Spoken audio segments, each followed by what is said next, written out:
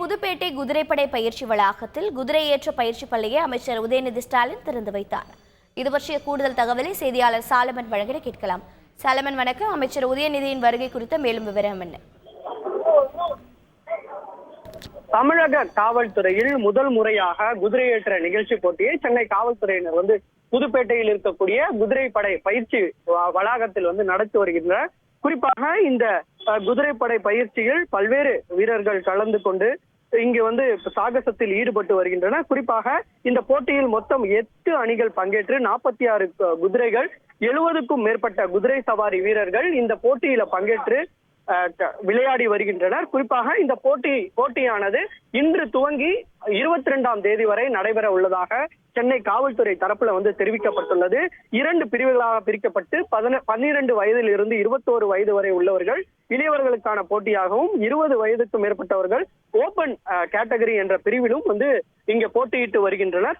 குறிப்பாக இந்த போட்டியில் வெற்றி பெறக்கூடிய முதல் பரிசு பெறக்கூடிய நபர்களுக்கு 10,000 ரூபாயும், 2வது பரிசாக பெறக்கூடியவர்களுக்கு 7,000 ரூபாயும், 3வது பரிசாக பெறக்கூடிய 5,000 ரூபாயும் வழங்கப்பட உள்ளது.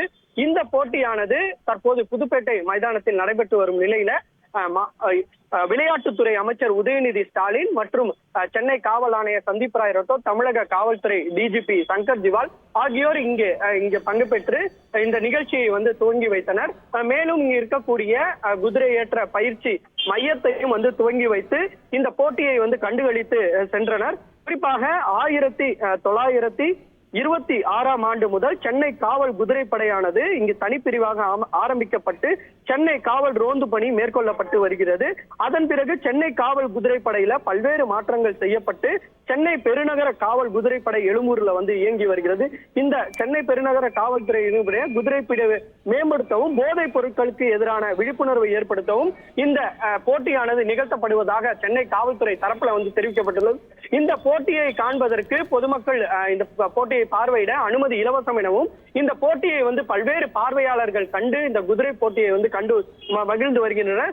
இந்த போட்டியாக குதிரை சவாரி வீரர்கள் பலரும் இந்த போட்டியில் ஆர்வமாக கலந்து கொண்டு தங்களது திறமையை காட்டி வருகின்றனர். இந்த நிகழ்ச்சியானது 22ஆம் தேதி வரை நடைபெற உள்ளதாக சென்னை காவல்துறை தரப்புல தெரிவிக்கப்பட்டுள்ளது. தகவல்களுக்கு நன்றி சாலமன்.